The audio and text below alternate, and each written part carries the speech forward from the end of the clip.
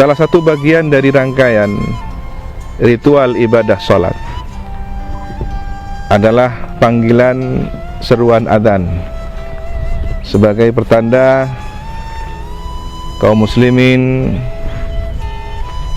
untuk segera bersiap diri menyambut perintah sholat.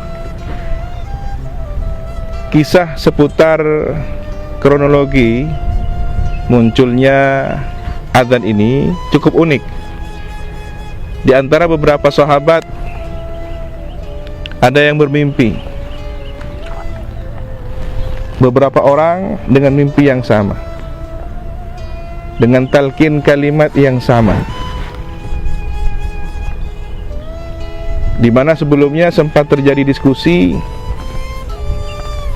bermusyawarah, berembuk pilihan-pilihan alat untuk memanggil kaum muslimin sebagai tanda masuk waktu sholat. Ada yang dengan gentah, ada yang dengan trompet, dan beberapa alat lainnya. Namun karena beberapa pertimbangan identitas keislaman, terlebih lagi ada satu petunjuk mimpi yang sama oleh beberapa orang sahabat, maka pilihan terakhir sesuai dengan petunjuk Allah Subhanahu wa taala melalui mimpi orang-orang soleh, ditetapkanlah adzan dengan kalimat yang sudah kita kenali bersama.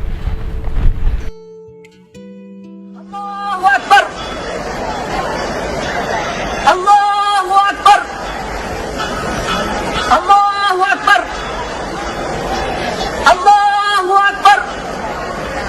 Asyhadu an la ilaha illallah, asyhadu an la ilaha illallah, asyhadu anna Muhammadar Rasulullah, asyhadu anna Muhammadar Rasulullah. Sebagaimana gambaran dari musalla atau masjid, atau dalam bahasa kita surau, langgar, dan beberapa nama lainnya sebagai kearifan lokal.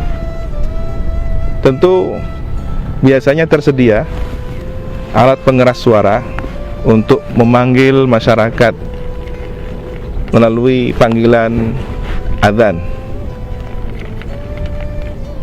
Salah satu rahasia dari adzan ini, seandainya kita bisa melihat peta, bentangan peta dunia, kita ambil Katulistiwa dari daerah Ambon, katakanlah di sana waktu subuh, perkiraan jam 4, belum selesai pelaksanaan dari adzan menuju proses sholat subuh, maka di wilayah bagian barat Indonesia 1 jam kemudian,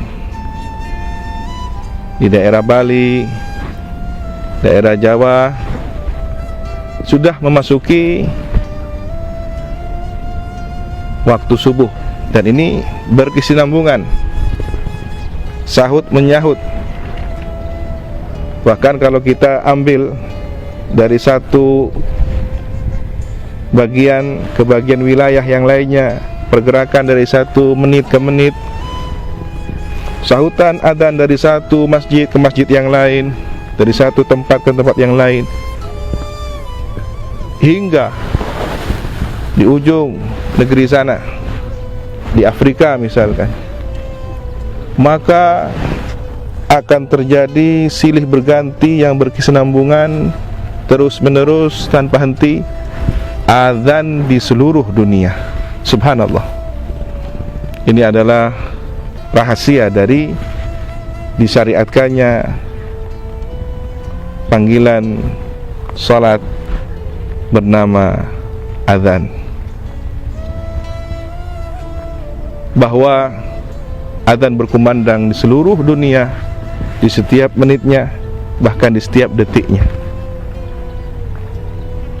Apakah ada makna yang terkorelasi ketika salah satu tanda akhir zaman menjelang hari kiamat tidak akan terdengar lagi suara azan? Dan apakah ini juga terkait dengan proses pelaksanaan sholat, di mana ada satu anggapan teori ilmiah yang menduga bahwa energi sholat kaum muslimin di seluruh dunia ini bertumpu pada satu titik, Ka'bah Baitullah, yang diyakini sebagai poros bumi. Maka energi sholat, energi orang bertawaf, energi orang berdoa terakumulasi pada satu titik tumpu kumparan energi yang itu menjaga keseimbangan rotasi bumi. Ketika dihubungkan dengan tanda akhir zaman, bahwa menjelang kehancuran bumi ini tidak terdengar lagi sholat dilaksanakan, yang itu didahului oleh tidak terdengarnya suara adzan, Al-Quran tidak lagi bisa dibaca, bahkan Ka'bah Baitullah dihancurkan. Lebih buruk lagi dari itu, ketika umat Islam di seluruh dunia telah diwafatkan oleh Allah Subhanahu wa taala dengan suatu peristiwa angin lembut semilir dari negeri Yaman. Allahu a'lam.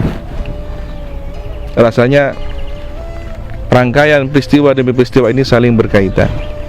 Maka sebelum menjelang akhir zaman, sebelum orang-orang meninggalkan salat, sebelum Al-Quran tidak lagi terbaca, kumandangkan adzan, serukan panggilan ilahi ini.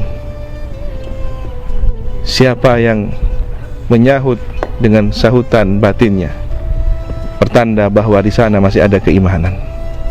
Semoga kita seluruhnya adalah termasuk orang-orang yang menyambut panggilan adzan ini dengan sebaik-baik jawaban. Wassalamualaikum warahmatullahi wabarakatuh.